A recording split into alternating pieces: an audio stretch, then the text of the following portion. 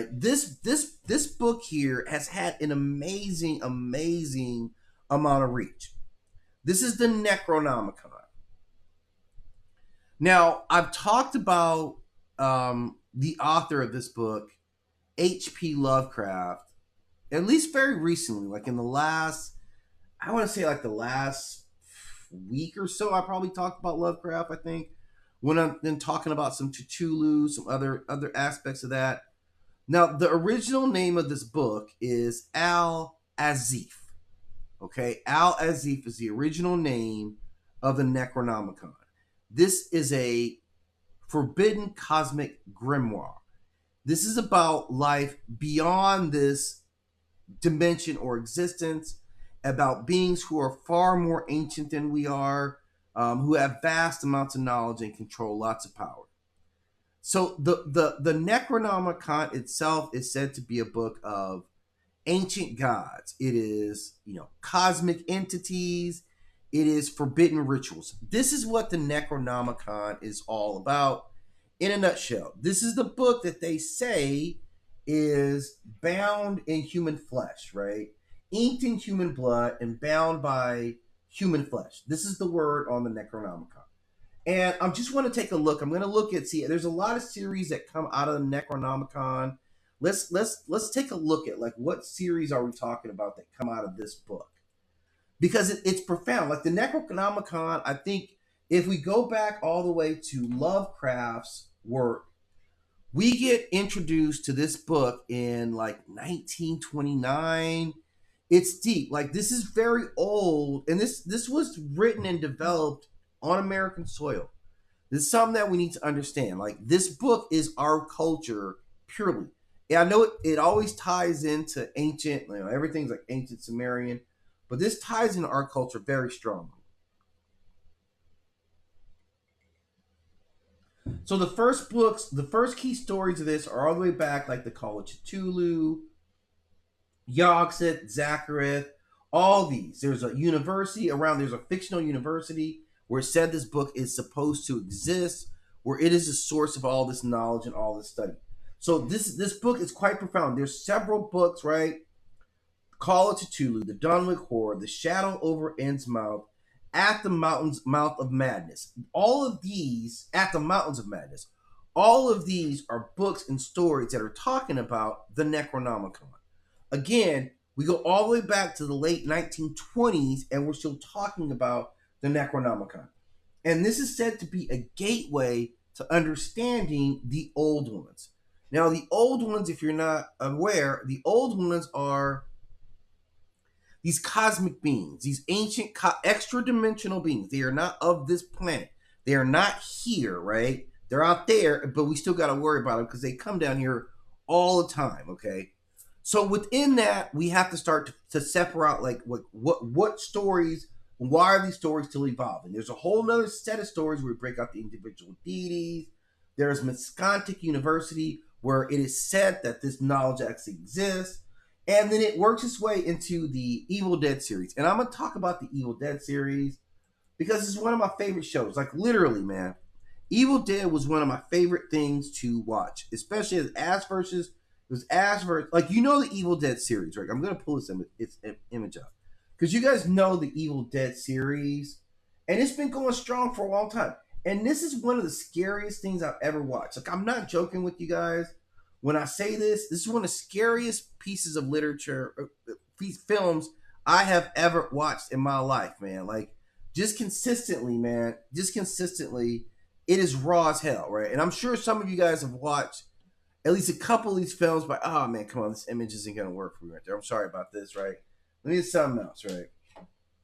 Because it's a deep series. I understand copyrights and all that stuff. We're not gonna fool around with any of that. I just want to grab a quick image for you guys so we can get to the series that we want to talk about here, right? Because it's kind of a branch off. If I thought about it, I would have had a couple of these ready. But you know this series, The Evil Dead, so it's highly associated by this point with American culture. Like, we know all about the Evil Dead series, right? Whole series have been based that branch off of this one belief system. That's why this book is still like at a scary level of influential. It really is. It really is. right? The title Necronomicon translates to meaning the book of the laws of the dead, right? The name itself already signals the purposes of the book, what it wants. This is knowledge beyond death. This is forbidden ritual. It is truth that destroys sanity itself. That's how mentally destabilizing it is. It shakes your core to know the real truth of the universe itself, that you'll go crazy just getting it, man. Just like a little sip. It's like, it's more than drinking from, it's like drinking from a cosmic fire hose. You're overwhelmed by what it is. Your brain is literally not enough to process all this information. It will destabilize your belief systems at their very core. So this is why we want to avoid this. Now, the myth or the mythical author is Abdul al-Hazred, right? Abdul al-Hazred. Let's see if there's any images of him. Let's pull this up. Let me grab this for you guys here.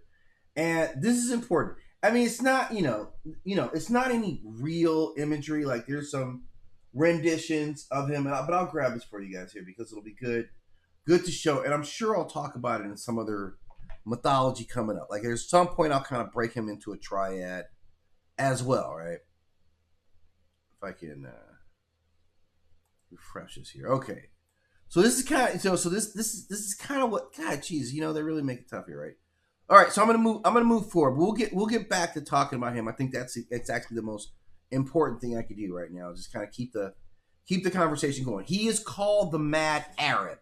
So the guy who conceived of and wrote this book was called the Mad Arab. But I'm not saying that he was a mad Arab. I'm just simply saying that, well, that's what people called him, right? Right. Fat Albert was fat. Like, at the end of the day, Fat Albert was fat, right? It seemed like Dumb Donald was dumb. So I'm just saying sometimes your names are very appropriate. So maybe the Mad Arab, all right, maybe he is mad. Maybe that's why he got his name. It fits. I went to school with a guy they called Red. His nickname was Red. He had red hair and a red beard. So it absolutely matched up. Sometimes nicknames tell you a lot about who a person is, right? So he was supposedly this 8th century prophet and occultist who wandered the deserts of the Middle East studying ancient ruins and forbidden knowledge. And during those journeys, he discovered something terrifying, and it's evidence of these ancient cosmic beings that are older than the universe, older than humanity, and beings that once ruled the earth. So this is the premise. So everything when we talk about Cthulhu and all that stuff, he's like, yeah, exactly. That's exactly what I meant. You get that right there, okay? Because he was telling us about this stuff. Now, the title of his name, his title of his name comes from Lovecraft, and it kind of refers to the whispering of demons. This is what they said of him. Ancient Arabs described the sound of his name as the whispering of demons. And he is said to be the sound of demons itself. Is what this name, the sound of demons itself, the whispering of demons, is associated with his name. And that kind of works because all these demons work in these quiet, like, whispery seduction ways, right? They're all about that life. It's really weird. And this knowledge itself, right? This is the knowledge of the Great One. So you get Cthulhu, like the giant, cephalopod creature, Azathoth, Yog-Sothoth. These are beings that exist beyond time and human understanding. And the Necronomicon contains rituals to summon them, knowledge of their history, secrets of the cosmic universe itself. So you get all this stuff in one book for $19.99, and you will not live through the week, right? Because it's not going to allow you. So anyone who studies the books, you risk madness right off the bat because your brain, we're not deep enough to read it. We're not deep enough. We're just not there, right? So knock it off. Now it has a deep history, and the book we saw, like I said, really generates around 1929.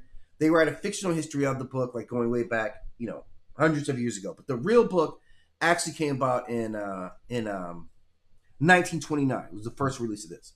Okay, now this universe that it's based on is all about cosmic horror. So it centralizes on this different era. Humanity's fragile, so they needed these control mechanisms.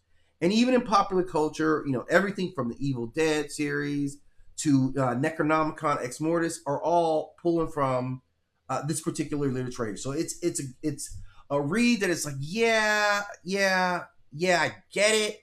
I get why you might be like, man, I could learn some stuff out here. I get it. Yeah. You better not read from this damn book. I'm not playing with you guys right now, right? This is the most important thing I can say to you guys right now. Is you better not read from this goddamn book. Not from the Necronomicon. Nothing that you're gonna say is gonna be like, I'm just reading from the Necronomicon. I'm not. That's not how we're gonna see it when, everything's getting messed up.